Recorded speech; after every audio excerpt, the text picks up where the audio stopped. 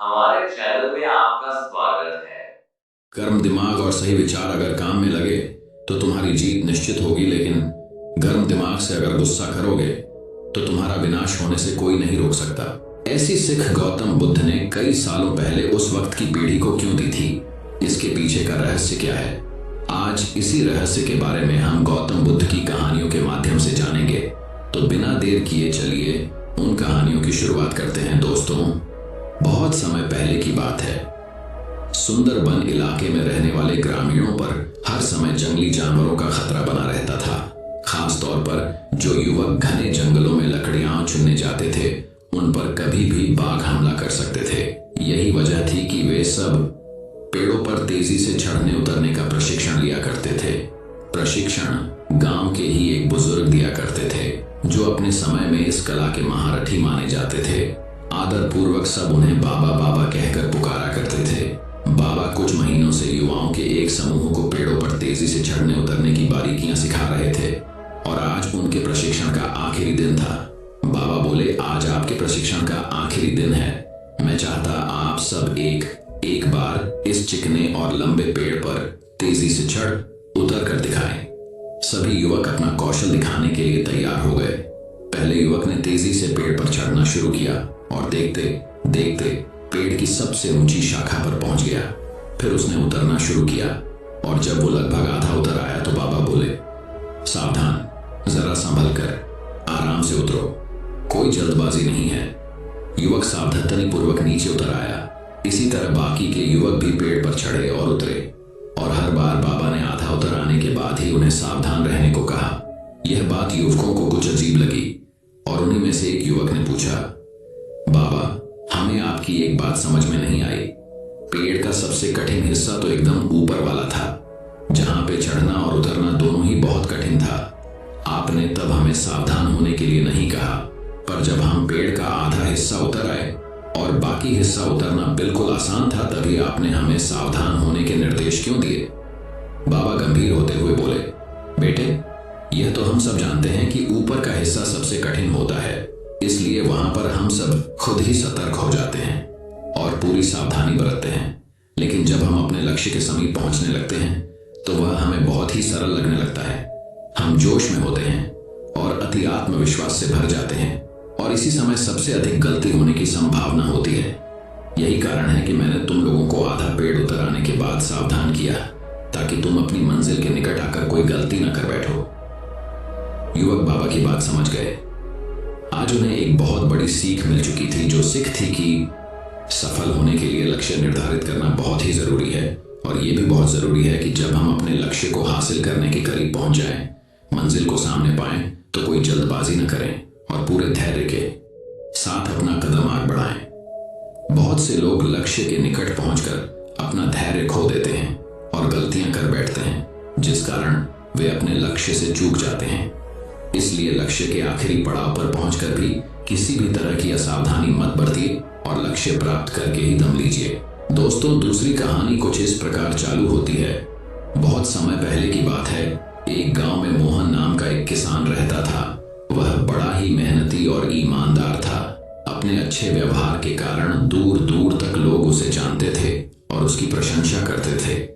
पर एक दिन जब देर शाम वह खेतों से काम कर लौट रहा था, तभी रास्ते में उसने कुछ लोगों को बातें करते सुना। वे उसी के बारे में बात कर रहे थे। मोहन अपनी प्रशंसा सुनने के लिए उन्हें बिना बताए धीरे धीरे उनके पीछे चलने लगा, पर उसने उनकी बात सुनी तो पाया कि वे उसकी बुराई कर रहे थे। कोई कह रहा था कि मोहन घमंडी है, तो कोई कह रहा था कि सब जानते हैं वो अच्छा होने का दिखावा करता है। मोहन ने इससे पहले सिर्फ अपनी प्रशंसा सुनी थी, पर इस घटना का उसके दिमाग पर बहुत बुरा असर पड़ा, और अब वह जब भी कुछ लोगों को बातें करते देखता तो उसे लगता वे उसकी बुराई कर रहे हैं। यहां तक कि अगर कोई उसकी तारीफ करता तो भी उसे लगता कि उसका मजाक उड़ाया जा रहा है। धीरे धीरे सभी ये महसूस करने लगे कि मोहन बदल गया है, और उसकी पत्नी भी अपने पति के व्यवहार में आए बदलाव से दुखी रहने लगी। और एक दिन उसने पूछा, आज कल आप इतने परेशान क्यों रहते हैं? कृपया मुझे इसका कारण बताइए। मोहन ने उदास होते हुए उस दिन की बात बता दी। पत्नी को भी समझ नहीं आया कि क्या किया जाए। पर तभी उसे ध्यान आया कि पास के ही एक गांव में एक सिद्ध महात्मा आए हुए हैं और वो बोली, स्वामी, मुझे पता चला है कि पड़ोस के गांव में एक पहुंचे हुए संत आए हैं। चलिए हम उनसे कोई समाधान पूछते हैं। अगले दिन वे महात्मा जी के शिविर में पहुंचे। मोहन ने सारी घटना बताई और बोला, महाराज, उस दिन के बाद से सभी मेरी बुराई और झूठी प्रशंसा करते हैं। कृपया मुझे बताइए कि मैं वापस अपनी इज्जत कैसे बना सकता हूँ। महात्मा मोहन की समस्या समझ चुके थे। महात्मा बोले, पुत्र, तुम अपनी पत्नी को घर छोड़ आओ और आज रात मेरे शिविर में ठहरो। मोहन ने ऐसा ही किया, पर जब रात में सोने का समय हुआ तो अचानक ही मेंढकों के टर टर की आवाज आने लगी। मोहन बोला, ये क्या महाराज, यहाँ इतना कोलाहल क्यों है? महात्मा बोले, पुत्र, पीछे एक तालाब है। रात के वक्त उसमें मौजूद मेंढक अपना राग अलापने लगते हैं, पर ऐसे में तो कोई यहाँ सो नहीं सकता। मोहन ने चिंता जताई। महात्मा बोले, हाँ बेटा, पर तुम ही बताओ हम क्या कर सकते हैं। हो सके तो तुम हमारी मदद करो। महात्मा जी बोले। मोहन बोला, ठीक है महाराज, इतना शोर सुन के लगता है इन मेंढकों की संख्या हजारों में होगी। मैं कल ही गांव से 50-60 मजदूरों को लेकर आता हूँ और इन्हें पकड़कर दूर नदी में छोड़ आता हूँ। और अगले दिन मोहन सुबह सुबह मजदूरों के साथ वहां पहुंचा। महात्मा जी भी वहीं खड़े सब कुछ देख रहे थे। तालाब ज्यादा बड़ा नहीं था। 8-10 मजदूरों ने चारों ओर से जाल डाला और मेंढकों को पकड़ने लगे। थोड़ी देर की ही मेहनत में सारे मेंढक पकड़ लिए गए। जब मोहन ने देखा कि कुल मिलाकर 50-60 ही मेंढक पकड़े गए हैं, तब उसने महात्मा जी से पूछा, महाराज, कल रात तो इसमें हजारों मेंढक थे, भला आज वे सब कहां चले गए? यहां तो बस मुट्ठी भर मेंढक ही बचे हैं। महात्मा जी गंभीर होते हुए बोले, कोई मेंढक कहीं नहीं गया। तुमने कल इन्हीं मेंढकों की आवाज सुनी थी। ये मुट्ठी भर मेंढक ही इतना शोर कर रहे थे कि तुम्हें लगा हजारों मेंढक टर टर कर रहे हों। पुत्र, इसी प्रकार जब तुमने कुछ लोगों को अपनी बुराई करते सुना तो भी तुम यही गलती कर बैठे। तुम्हें लगा कि हर कोई तुम्हारी बुराई करता है, पर सच्चाई यह है कि बुराई करने वाले लोग मुट्ठी भर मेंढक के सामान ही थे। इसलिए अगली बार किसी को अपनी बुराई करते सुनना तो इतना याद रखना कि हो सकता है ये कुछ ही लोग हों जो ऐसा कर रहे हों, और इस बात को भी समझना कि भले तुम कितने ही अच्छे क्यों ना हो, ऐसे कुछ लोग होंगे ही होंगे जो तुम्हारी बुराई करेंगे। अब मोहन को अपनी गलती का एहसास हो चुका था। वह पुनः पुराना वाला मोहन बन चुका था। दोस्तों, मोहन की तरह हमें भी कुछ लोगों के व्यवहार को हर किसी का व्यवहार नहीं समझ लेना चाहिए और सकारात्मकता से अपनी जिंदगी जीनी चाहिए।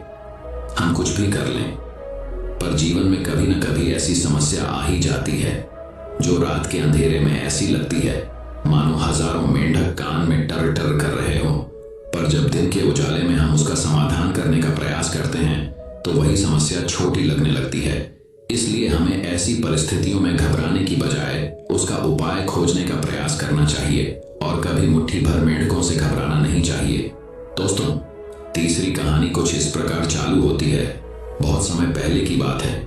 बुद्ध के पास उनका प्रिय शिष्य पूर्ण पहुंचा। बुद्ध ध्यान अवस्था में बैठे थे। पूर्ण के पहुंचने पर उन्होंने आंखें थोड़ी सी खोली और पूर्ण से आने का कारण पूछा तो उसने कहा, मैं धर्म प्रचार के लिए जाना चाहता हूं, आपकी आज्ञा चाहिए। बुद्ध मुस्कुराए और कहा, पूर्ण, धर्म की राह बहुत मुश्किल है। तुम लोगों को अच्छी बातें बताने जाओगे और लोग तुम पर नाराज होंगे।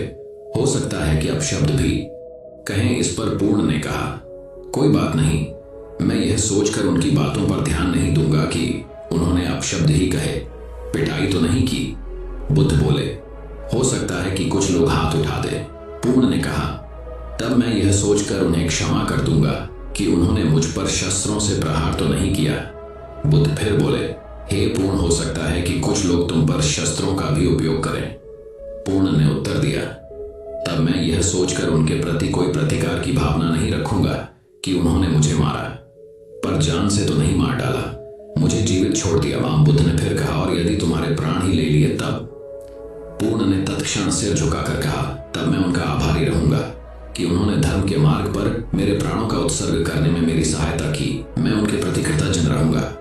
तब बुद्ध ने आंखें खोली और आशीर्वाद देकर अनुमति दी तथा पूर्ण से कहा, अब तुम धर्म प्रचार करने के पात्र हो। जो किसी में भी कोई दोष न देखे वही सच्चा व्यक्ति है।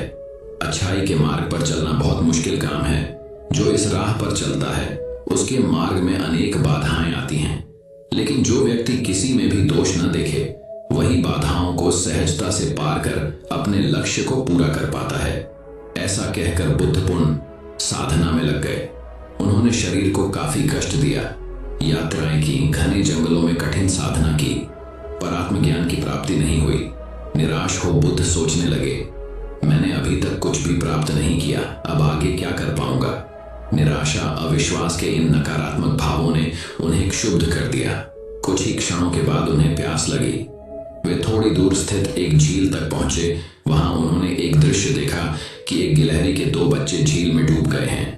पहले तो वह गिलहरी जड़वश बैठी रही, फिर कुछ देर बाद उठकर झील के पास गई, अपना सारा शरीर झील के पानी में भिगोया और फिर बाहर आकर पानी झाड़ने लगी। ऐसा वह बार बार करने लगी। बुद्ध सोचने लगे कि इस गिलहरी का प्रयास कितना मूर्खतापूर्ण है, क्या कभी यह इस झील को सुखा सकेगी। किंतु गिलहरी का यह क्रम लगातार जारी था। बुद्ध को लगा मानो गिलहरी कह रही हो कि यह झील कभी खाली होगी या नहीं, यह मैं नहीं जानती, किंतु मैं अपना प्रयास नहीं छोड़ूंगी। अंततः उस छोटी सी गिलहरी ने भगवान बुद्ध को अपने लक्ष्य मार्ग से विचलित होने से बचा लिया।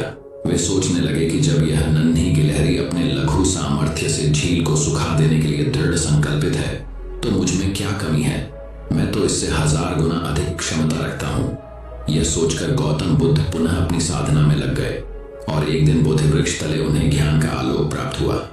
यह कथा असफलता के बावजूद प्रयासों की निरंतरता पर बल देती है। यदि हम प्रयास करना न छोड़े तो एक न एक दिन लक्ष्य की प्राप्ति हो ही जाती है। दोस्तों, चौथी कहानी कुछ इस प्रकार शुरू होती है। एक गांव में एक बुढ़िया रहती थी। उसका एक ही बेटा था।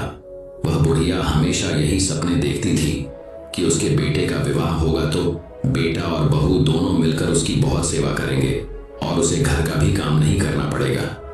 धीरे धीरे वह दादी बन जाएगी और उसका घर स्वर्ग बन जाएगा। आखिर वह दिन भी आ गया जब बुढ़िया के बेटे का विवाह बड़ी धूमधाम से हुआ। वह दादी भी बन गई, लेकिन संयोग से उसका कोई भी सपना पूरा नहीं हुआ।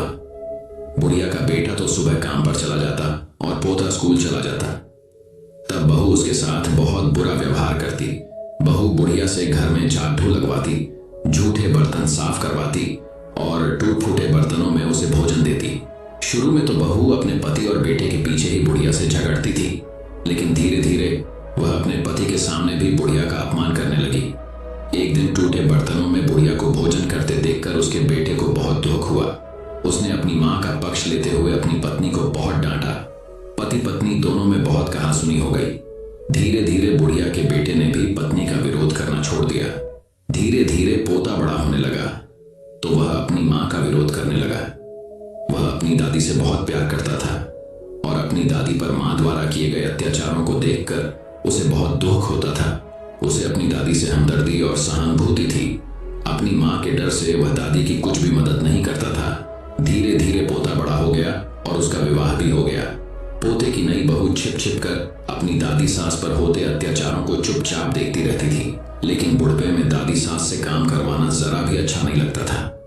जब कभी पतोहू बुढ़िया की काम करने में मदद करती तो उसकी सास उसे खूब डांटती। पतोहू जब कभी दादी सास को रोते हुए देखती तो उसे बहुत दुख होता था। एक बार बुढ़िया बीमार पड़ गई और परलोक सिधार गई। अब बुढ़िया की बहू पतोहू से ही घर का सारा काम कराती और उसके साथ अभद्र व्यवहार करती। जब पतोहू ने देखा कि उसकी सास दादी सास की तरह ही उस पर भी अत्याचार कर रही है तो उसने बदला लेने की ठान ली। वह भी अपनी सास से वैसा व्यवहार करने लगी जैसा व्यवहार उसकी सास अपनी सास से करती थी। अब तो पतोहू अपनी सास को फूटी थाली में भोजन देने लगी। यह देखकर उसके पति और ससुर ने बहुत विरोध किया।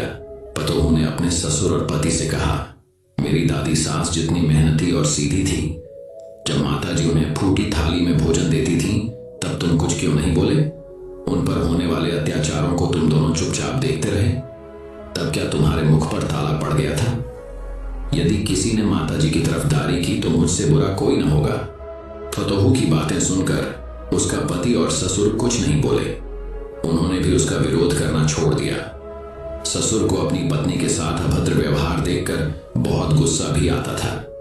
जब ससुर पतोहू को डांटने लगे तो वह उनके साथ भी अभद्र व्यवहार करने लगी। सास ससुर अकेले में बैठकर अपने सुख दुख की बातें करते और यही सोचते थे कि जैसा करोगे वैसा भरोगे।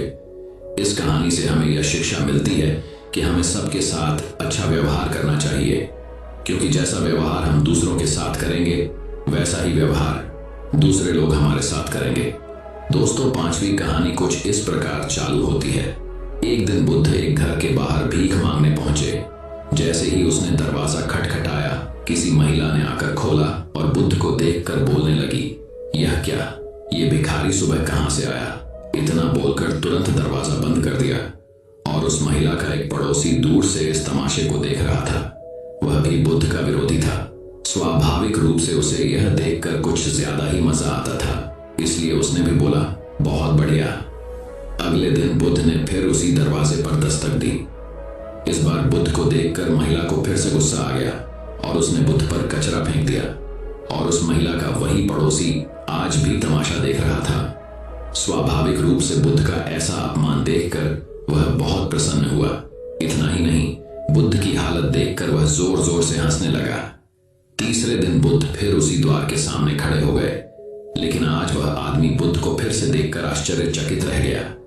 इससे पहले कि बुद्ध दरवाजा खटखटाए, उन्होंने बुद्ध को रोका और कहा, मैं एक ब्राह्मण हूं और मुझे हिंदू धर्म ग्रंथों के खिलाफ आपका बोलना बिल्कुल भी पसंद नहीं है, इसलिए मैं आपका कट्टर विरोधी हूं। तो आपका अपमान देखकर मुझे खुशी होती है, लेकिन आज इस दरवाजे पर तीसरी बार खड़ा होना मुझे फिर से हैरान कर देने वाला है। मैं आपसे पूछना चाहता हूं कि आप आज फिर यहाँ भीख मांगने क्यों आए, जबकि यह महिला 2 दिनों से आपका अपमान कर रही है? बुद्ध ने मुस्कुराते हुए कहा, यह आश्चर्य करने की बात नहीं है। आप चकित हैं क्योंकि आपको मानव मनोविज्ञान का कोई अनुभव नहीं है। किसी का अपमान करना या किसी पर कूड़ा फेंकना भी कुछ देना होता है। हर अपाकर्षण आकर्षण का ही एक रूप है। कल अगर किसी इंसान ने कचरा दिया होगा तो एक दिन वह खाना भी देगा।